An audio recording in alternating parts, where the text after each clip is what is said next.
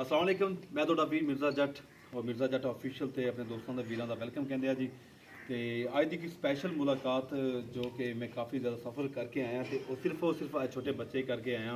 ਕਿ ਜੋ ਕਿ ਆਰੂ ਤੁਸੀਂ ਸਾਰੇ ਜਾਣਦੇ ਹੋ ਲਿਟਲ ਡੀਪੀਓ के नाम के काफ़ी मकबूलियत हासिल हुई है छोटे बच्चे ਨੂੰ ਤੇ ਇੱਕ ਕਾਫੀ ਅਰਸਾ ਤੋਂ ਇਹ ਬਿਮਾਰੀ 'ਚ ਮੁਬਤਲਾ ਨੇ ਤੇ ਮੈਂ ਇਹਨਾਂ ਕੋ ਵਿਹਾੜੀ ਆਇਆ ਤੇ ਅੱਗੇ ਗਾँव ਹੈਗਾ ਇਹਨਾਂ ਦਾ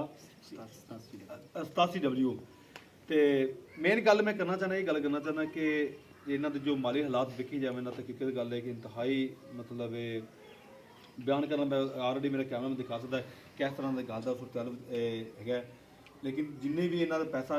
ਪੈਸਾ ਜਮ੍ਹਾਂ ਪੂੰਜੀ ਹੈਗੀ ਸੀ ਸਾਰੀ ਕਿ ਸਾਰੀ ਪੈਸੇ ਇਹਨਾਂ ਆਪਣੇ ਬੱਚੇ ਤੇ ਲਗਾਈਏ ਜਿੰਨਾ ਵੀ ਇਲਾਜ ਵਾਸਤੇ। ਕਈ ਸੋਸ਼ਲ ਮੀਡੀਆ ਦੇ ਹੋਰ ਲੋਕ ਆਏ ਆ ਜਿਨ੍ਹਾਂ ਆਪਣਾ ਫਾਇਦਾ ਚੁੱਕਣ ਵਾਸਤੇ ਇਹਦਾ ਇਸਤੇਮਾਲ ਕੀਤਾ ਲੇਕਿਨ ਉਹ ਮੁਕੰਮਲ ਤੌਰ ਤੇ ਹੈਲਪ ਨਹੀਂ ਕੀਤੀ।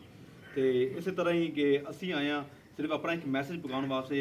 ਇੱਕ ਸੱਚਾਈ ਲੈ ਕੇ ਆਏ ਹਾਂ ਕਿ ਵਾਕਈ ਅਸੀਂ ਜਾ ਕੇ ਦਈਏ, ਅਸੀਂ ਜੋ ਕਿ ਜਿੰਨੀ ਹੋ ਸਕੇ ਸਪੋਰਟ ਕਰੀਏ ਕਿਉਂਕਿ ਇਹ ਸਾਡੇ ਪਾਕਿਸਤਾਨ ਦੇ ਹੀਰੋ ਨੇ, ਇਹ ਪਾਕਿਸਤਾਨ ਦੇ ਸਾਡੇ ਇਹ ਸਰਮਾਇਆ ਨੇ।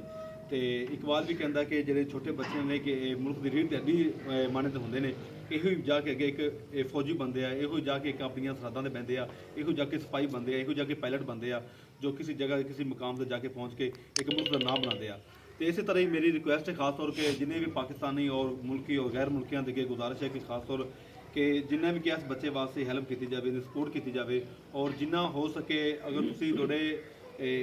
20 25 30 1 लाख 2 लाख ਨਾਲ ਕੋਈ ਫਰਕ ਨਹੀਂ ਪੈਂਦਾ। ਲੋਕਾਂ ਦੇ ਮਹਿਲ ਮਾਲੀਆਂ ਇੰਨੇ ਆਪਣੇ ਬੱਚਿਆਂ ਵਾਸਤੇ ਕੁਝ ਕੋਠੀਆਂ ਬਣਾਉਣ ਦੀ ਕੋਸ਼ਿਸ਼ ਕਰਦੇ ਆ, ਬਿਲਡਿੰਗਾਂ ਬਣਾਉਣ ਦੀ ਕੋਸ਼ਿਸ਼ ਕਰਦੇ ਆ, ਕਾਰਾਂ ਲੈ ਕੇ ਮਹਿੰਗੇ ਤੋਂ ਮਹਿੰਗੇ ਕਾਰਾਂ ਲੈ ਆਪਣੇ ਬੱਚਿਆਂ ਵਾਸਤੇ। ਤੇ ਆਲਰੇਡੀ ਇਸ ਵਾਲਦ ਸਾਹਿਬ ਦੀ ਇੱਕ ਹੀ ਖੁਆਇਸ਼ ਹੈ ਕਿ ਮੇਰੇ ਅੱਲਾਹ ਤਾਲਾ ਮੇਰੇ ਬੇਟੇ ਨੂੰ ਤੰਦਰੁਸਤੀ ਸਿਹਤ ਦੇਵੇ, ਲੰਬੀ ਜ਼ਿੰਦਗੀ ਦੇਵੇ ਔਰ ਇਹਨਾਂ ਦੀ ਉਮਰ ਦਰਾਜ਼ ਕਰੇ। ਤੇ ਆਲਰੇਡੀ ਤੁਸੀਂ ਦੇਖ ਸਕਦੇ ਹੋ ਕਿ ਕਿਹੜੀ ਗੱਲ ਦਿਨ ਰਾਤ ਪਰੇਸ਼ਾਨੀ ਦੇ ਮਾਮਲਾਤ ਵਿੱਚ ਉਹਨਾਂ ਦੀ ਕੰਡੀਸ਼ਨ ਕੀ ਇਸ ਤਰ੍ਹਾਂ ਦੀ ਹੈ ਕਿ ਆਲਰੇਡੀ ਕਿਤੇ ਇੱਕ ਬੱਚਾ ਬਿਮਾਰ ਹੋਵੇ ਜਾਂ ਉਹਦੇ ਵਾਲਦਿਆਂ ਦੀ ਕਿੰਨੀ ਪਰੇਸ਼ਾਨੀ ਹੁੰਦੀ ਹੈ। ਤੇ ਇਹਦਾ ਇੱਕ ਛੋਟਾ ਭਾਈ ਵੀ ਹੈਗਾ ਜੋ ਕਿ ਬੈਠਾ ਹੈ, ਦੋਨੋਂ ਨਾਲ ਵੀ ਮਿਲਾਵਾਂ ਥੋੜੀ ਦੇਰ ਬਾਅਦ। ਤੇ